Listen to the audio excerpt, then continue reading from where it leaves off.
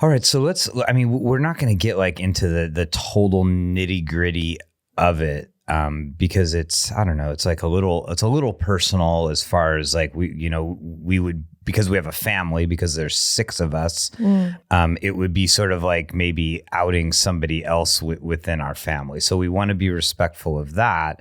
But I think it's okay to talk about some of the like dynamics of it and how it happened. And then I think it's like, might be useful for the audience to hear like what that argument in that living room looked like. Yeah. Because again, I think it's going to normalize what a lot of people are going through. Let's hope. Or we get to be judged. Or and whatever. Man. And have bad comments towards us. It's okay. Yeah. So I mean, first of all, I think what's so unsettling about these arguments sometimes is it literally came out of nowhere. Yeah. It literally came out of nowhere. Now the topic is a topic that we've been struggling with for a long time. It's around blended family stuff. But like that night, like everything was actually fine. Like we were like joking and there was no real tension that I remember between us. And then there was an inciting incident at bedtime. Yeah. Right before we're going to watch our reality show. Our time where we like actually like everybody's, in bed and we get to have some alone time. So the inciting incident happened. And then there was an interaction where you were in the hallway and I could tell you were upset, automatically pissed.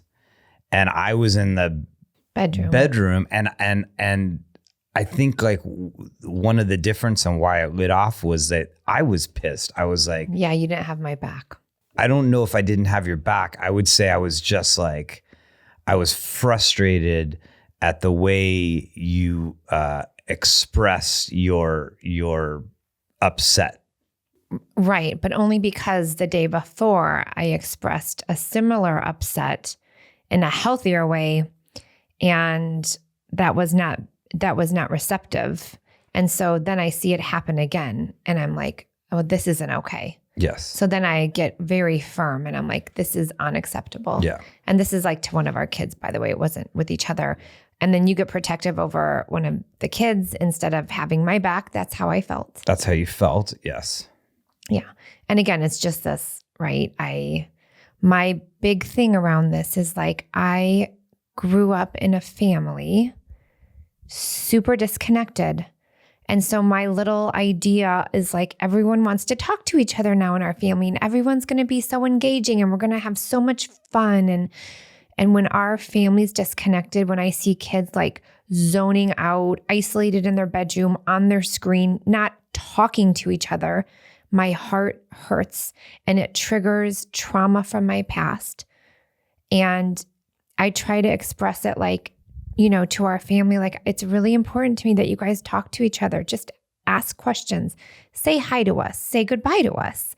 Just like, I'm not asking for much because it hurts my heart when I see our family not communicative.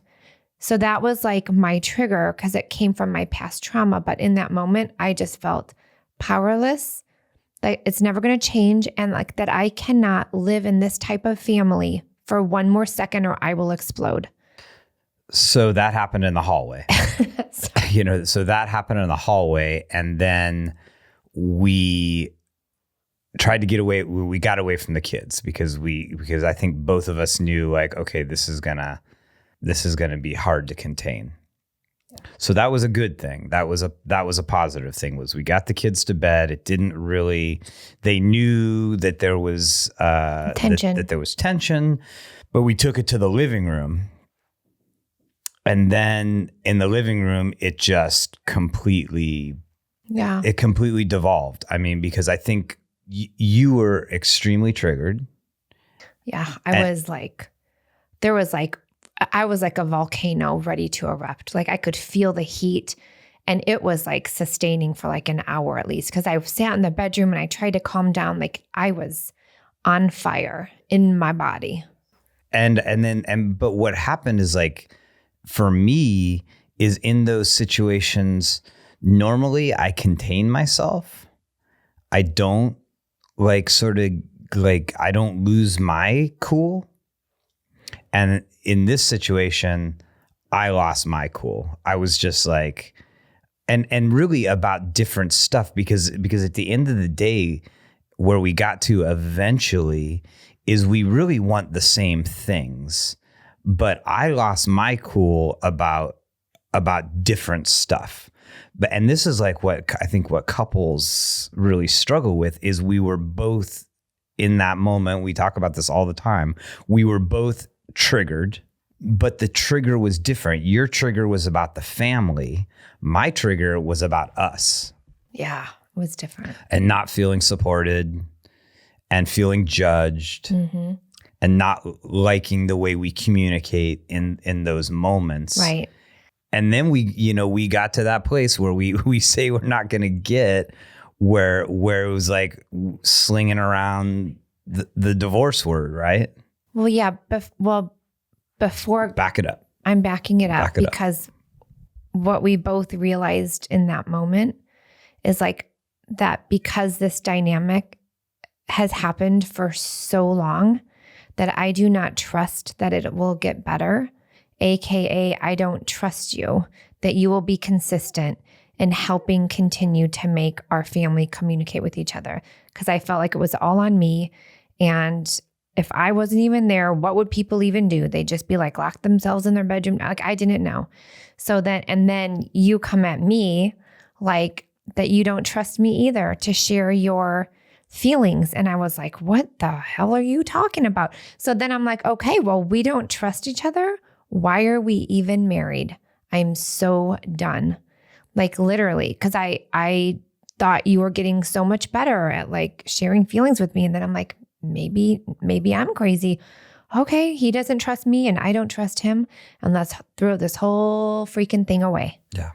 So it started with that. And then absolutely, like I think in my body, not for one more second will I be triggered of how bad it feels when our family is not connected.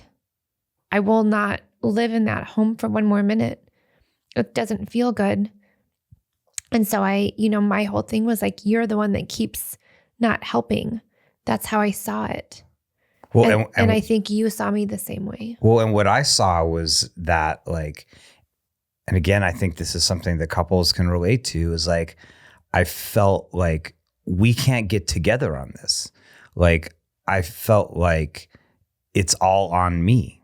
And I felt like it's all on me. Yeah. And I was, and so it was like, we're both sort of coming from the same place. And it was just like, I feel like, I don't feel supported in making the changes that really you want, that we want together. Yeah. Like it doesn't feel safe. It feels like a lot of judgment. It feels a lot of anger, and well, and it's so different, EJ, but here's the thing. Cause I was judging you, like, how do you not like every day go in and like say, hey, how can we be a family today?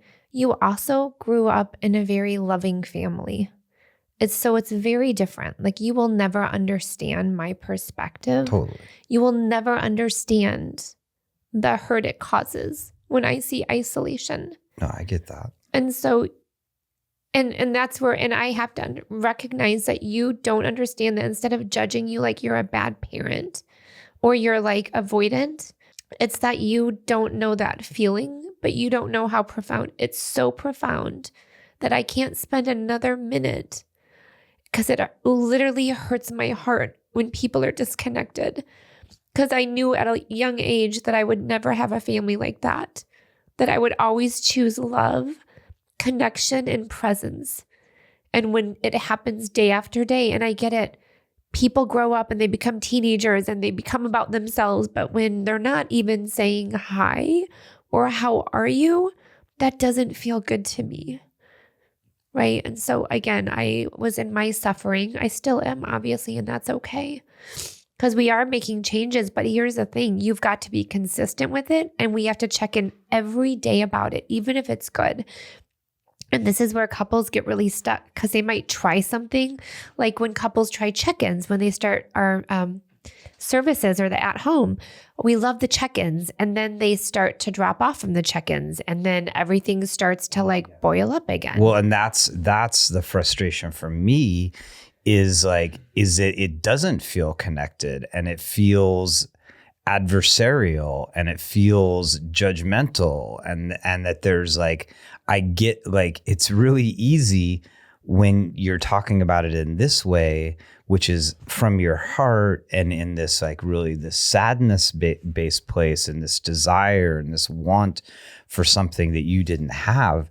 But when it comes out like anger and judgment, and it has an edge to it, like that's when I get scrambled on it for a lot of reasons, but because it doesn't feel loving and it doesn't feel supportive. Yeah. And then I don't feel like I can't be like, well, I'm frustrated about this as well. Because I feel like if I bring it up in those moments and I say like, hey, this is frustrating me about our family, then it just like, you're like, yes. And then you're just like, you're 5 feet in front of me. And yeah. I'm not like, okay, well, my process is totally lost in the process. But here's what we were doing wrong. And this is why we're sharing the podcast.